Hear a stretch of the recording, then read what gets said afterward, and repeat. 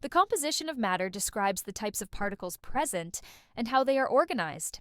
The two primary categories are pure substances and mixtures. First, pure substances.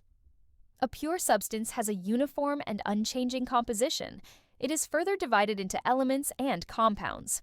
Elements are composed of only one type of atom.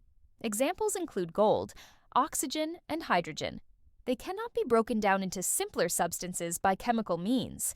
Compounds are formed when two or more elements chemically combine in fixed ratios. Examples include water, carbon dioxide, and table salt. Compounds have properties different from their constituent elements and can only be separated by chemical reactions. Next, mixtures. Mixtures consist of two or more substances physically combined, without fixed chemical bonds. Unlike pure substances, the components of a mixture retain their individual properties and can usually be separated by physical means. Homogeneous mixtures have a uniform composition throughout.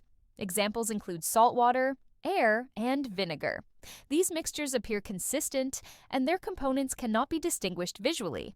Heterogeneous mixtures do not have a uniform composition, and their components are visibly distinct. Examples include a sand and iron filings or a mixture of oil and water.